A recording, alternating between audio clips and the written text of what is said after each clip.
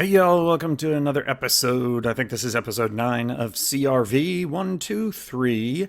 I'm your host, Doc, and today we are going to be covering a lot of stuff, specifically with my rebuild and lift of a 2005 Honda CRV Generation 2. This should apply. Keep in mind that a lot of what I cover in these videos also applies to the Honda Element. They shared a lot of features in common, so I'm not going to go over what is in common or anything like that. Just do your own research. If you've got an Element, some of this may help you. So what are we going to cover? Well, we're going to cover first installing your newly assembled struts with their spacers. Wow, that's exciting. Then we're going to install the newly assembled steering knuckle that gave me such a pain in the butt. Then we're going to install brake rotors. That's kind of pretty easy, not too exciting there. I don't know why I put an exclamation point. And then the fourth thing is replacing your brake calipers. I had to replace mine. I'll tell you why. And then number 5, attaching your tie rod ends. Easy. And number 6, installing new sway bar links. And last but not least, torque. So let's get into the bluegrass.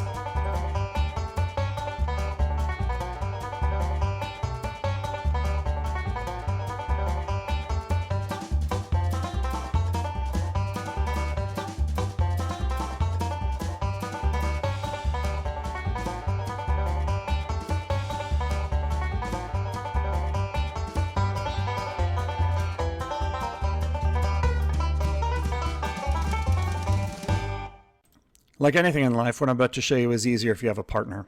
Maybe even more fun. Definitely get some help because I did this alone and I struggled. We're putting the strut in from the bottom. So I'm doing it with one hand. There's a spacer on there from Honda Rescue Garage, which means it's different from your OEM strut installation process. It has no studs. So I had to go to the hardware store, get the proper size bolts, talk to whoever you get your spacers from, talk to them. They'll tell you what size to get.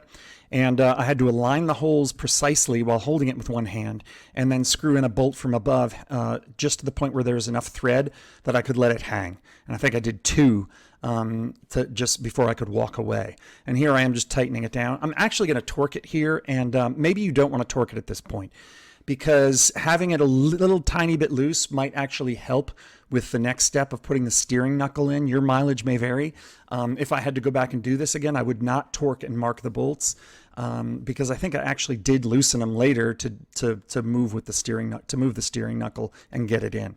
All right, so here we are underneath. We're getting the CV axle ready. I'm attaching it to the other side, and I'm taking the steering knuckle. I put the lower ball joint into the lower control arm, and then I put the CV axle through the bearing and everything in the steering knuckle, align the splines, and then you start trying to push the actual steering knuckle into the strut mount location. So this can be difficult. You might need to use a pry bar. You might need to use a mallet, whatever you can do to get it in there. Then as soon as you get one bolt in, you're kind of home free. And I used a camber bolt up top. The camber bolts were supplied from Honda Rescue Garage. And really quickly, I just hand tightened the spindle nut onto the CV axle. Don't forget to do that. You're going to torque that later. But a camber bolt was supplied by Honda Rescue Garage. I had to buy it separately. And the camber bolt, I'm pretty sure, goes on top. But if you know more about where camber bolts go than I do, please leave comments below. But I've always had it on top. Every alignment shop put it on top. And there I am with the tie rod end. Don't forget to slide that through the hole in the strut. And then at this point, just hand tighten the castle nut to keep it secure and in that location. We're going to torque it later. And then here I am basically attaching the bracket of the ABS line behind in its mounting location at the rear of the strut there. Kind of a bad angle there, or a bad view. But you don't have to torque that down. Here I am working on the castle nut below, and just kind of hand tightening that into the ball joint.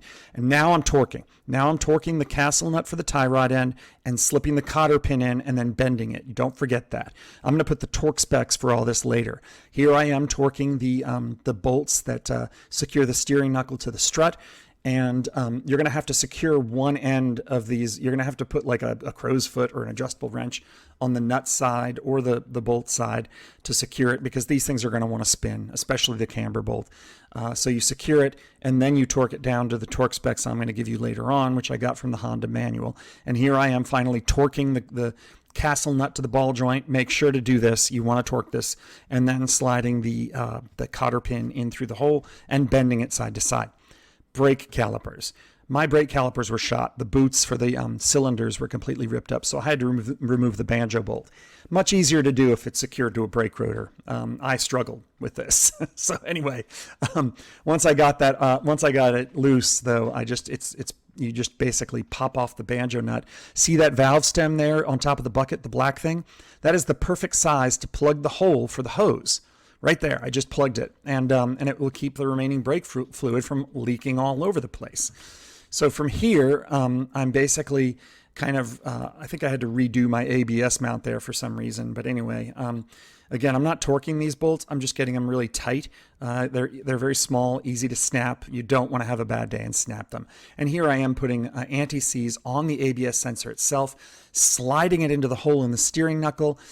It'll only go as far as it needs to, and then I'm screwing the bolt back in and just ratcheting that down. Again, I'm not torquing it. I'm just doing it hand tight and or snug, really snug. And that thing has basically been fine since I installed these things. So, and it's been going on at this point since I'm doing this voiceover. It's been about 3 years, and now I'm securing the brake line to the strut, and I think I did it wrong and had to undo it and put it back on the other side.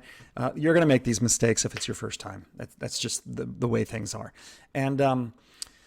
And again, hand tightening, not torquing. Make sure the brake line, though, is on the right side, the right orientation. Get pictures. You don't want this thing rubbing up against your wheel when you turn it, or something else, or snagging or binding and snapping. So very important with your brake lines. You got to be very careful and make sure it's in the right orientation, right location, and everything. So and then at this point, I think we're just basically finishing up around here. On to the next.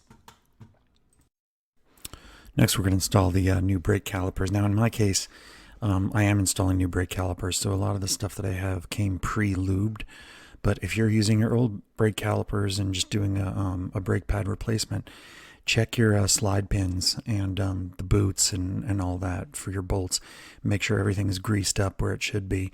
And we're talking just the calipers here, not the brake pads themselves, okay? So it depends on what you're doing. In my case, I'm replacing the calipers. They came pre-lubed. I don't have to do anything. Your mileage may vary here. It really depends on your situation. So here I am basically with the new brake calipers, getting them prepped and ready. You have to remove stoppers and all that. They come sealed up from the factory. And but first you've got to put on the rotor, of course. And this is a really easy job. In this case, I'm using a new rotor. Slide it on your hub studs, and then there are 2 screws basically. I believe they're Phillips head. Just 2 screws. You tighten them up, snug them, and then you're good to go.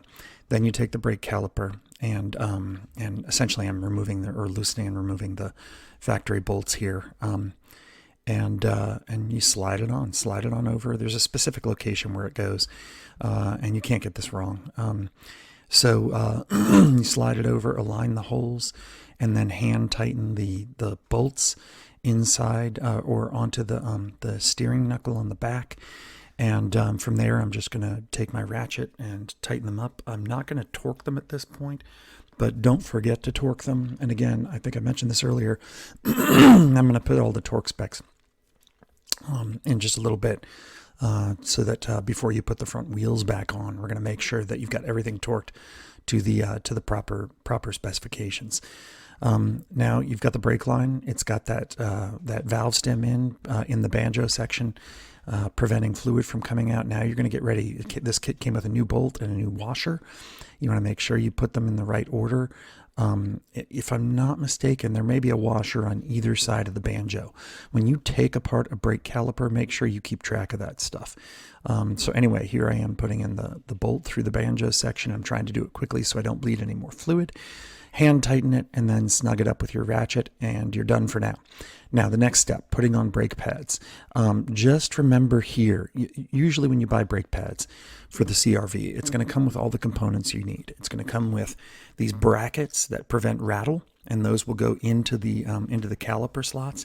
If you're reusing your old caliper, not buying a new one, make sure you clean the rust with a wire brush and sandpaper from every section where you're going to be putting in these anti-rattle anti-rattle clips, and then the shoes themselves. The more rust you clean off, the better, because you want your brake pads to move freely back and forth as the caliper, as the piston compresses and then decompresses. And so you want to lubricate your brake shoes on the mounting tabs. Some people also put lubrication on the back of the pads. I don't. It's up to you. I actually do lubricate the front of the cylinder, so kind of does the same thing. Do not put lube on the shoes that face the rotor. Don't do that. That will completely make it so you can't stop. So not a good thing. Only lube up the tabs themselves that mount into the brackets, so that as the brake cylinder compresses and decompresses, that thing, the pads themselves can engage and disengage, move back and forth. So basically that's what I'm going to show you here. Here are my brake pads. I like ceramic brake pads. They seem to perform better. It depends on who you talk to, which is better. There I'm greasing up the cylinder, just the face of the cylinder. And I'm being very careful here only to do the ends of the pads, the tabs themselves, when I get to it. Sorry, I got ahead of myself. Those are the anti-rattle brackets. The little wire clips I just showed you, those are for CRVs, and they help the brake pads disengage after you brake.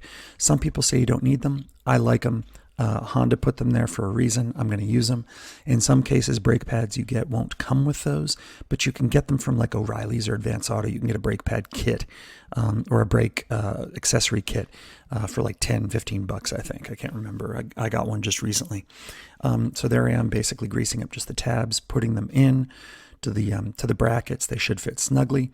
And then there I am putting in those wire clips. This is kind of a pain. They pop out. So you have to keep trying till you get it. And then just lower the caliper, the piston caliper section down as soon as you get them snugged, and then go ahead and tighten up those bolts. Now here, I'm going to go ahead and loosen the bleeder bolt, because I only have two jack stands. I only had two jack stands at this point, so I could only do one end of the car at a time. I couldn't do all four wheels and brakes at the same time.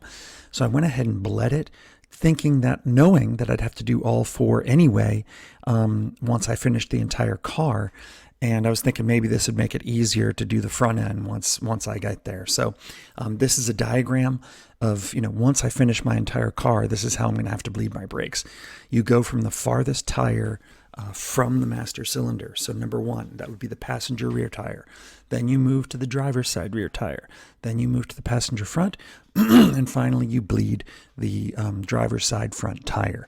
So, that's why I'm just trying to bleed the front brakes right now to make this process easier.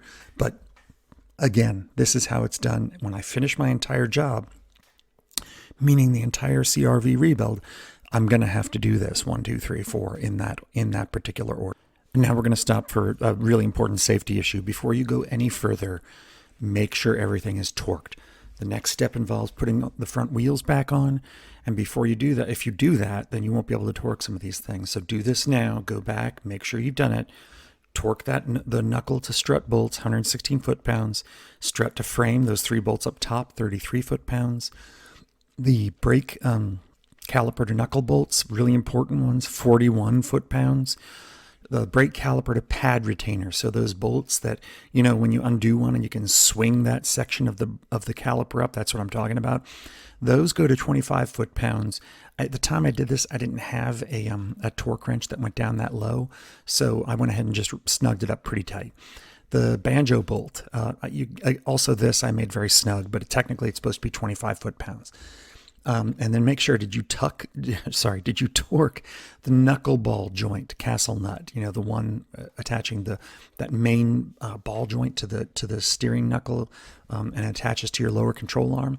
That should be 43 to 51 foot-pounds. The tie rod end castle nut, 32 foot-pounds.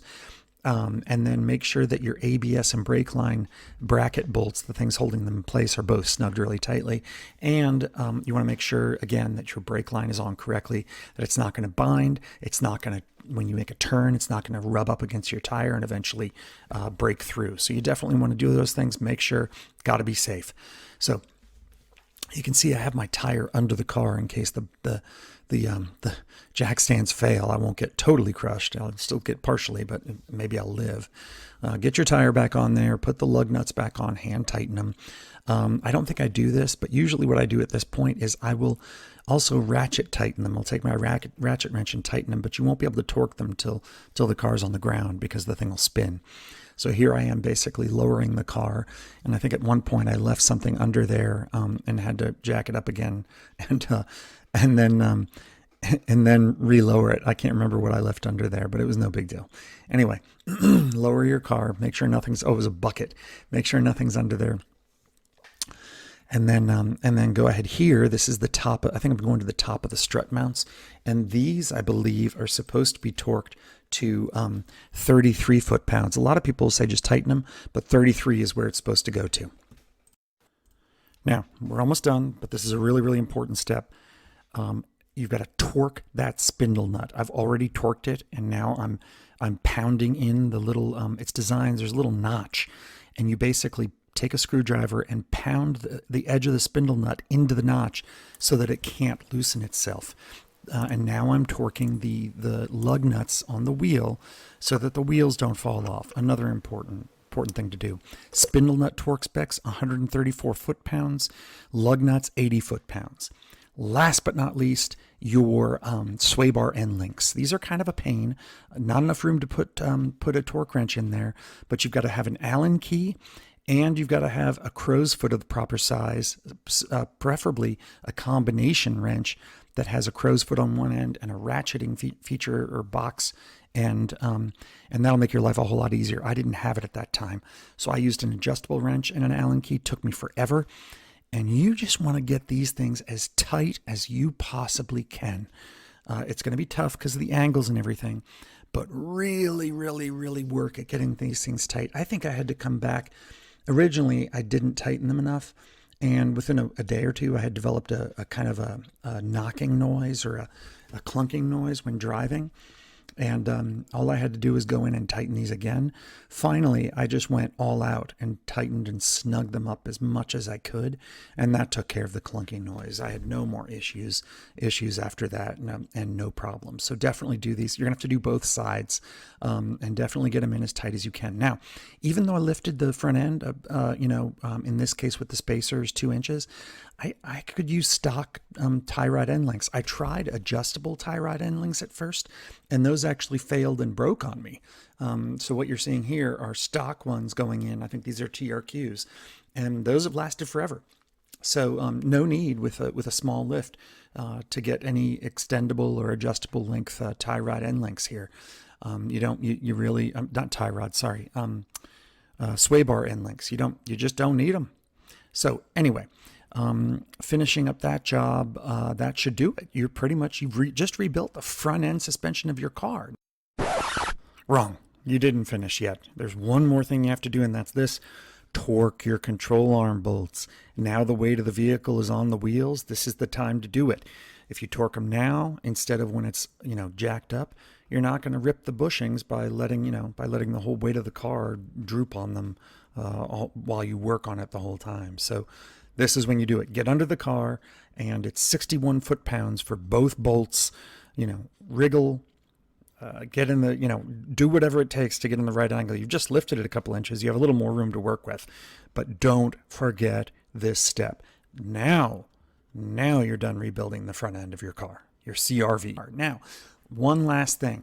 If for some reason you are or you've decided that you're using this video to put in new brake calipers or something like that, and that's all you're doing, and you put in new brake pads, don't forget to bed your brakes, okay? That's an important process. If you don't bed your brakes, you're going to wind up with warped rotors, shimmying in the front whenever you apply your brakes, etc. Go ahead and Google bedding your brakes. Tons of YouTube videos will pop up. But again, I'm only putting this out here in case somebody decides they're going to use this as a video on how to do your brakes only. Don't forget to bed them. If you're using this video like I did to rebuild your entire front end suspension, don't worry about this. I'll mention this again once the entire build is finished. So that's it. Thanks for watching this video. Don't forget to click like and subscribe. Doc out. Oh, you made it to the end. That's awesome. Listen, I'm Doc. I'm the one who's, the voice behind these videos. And I really appreciate you taking the time to actually watch the whole thing. That's fantastic. If you've got time, if you want to, if you like the video, hit like and subscribe. I really appreciate it. Don't forget to hit the bell button so you get notified of new videos when I put them up. I'm going to try and do one a week. And I'm going to do a bunch of Instagram stuff, so make sure you follow me there and on Twitter. Instagram's going to be the shorter stuff. I don't have any merchandise yet. I'm planning to as the channel grows. If I succeed, I'll get some merch. For now, if you really want to help me in another way, you like these videos enough, I'm going to put links to my books in the description of the video. I'm a science fiction author in my spare time as well, so I'm juggling a lot of balls. But anyway, I really appreciate it. Hope you enjoyed the video, and I'll see you at the next one. Hey, do me a favor and turn this junk off. I don't know how to deal with tech.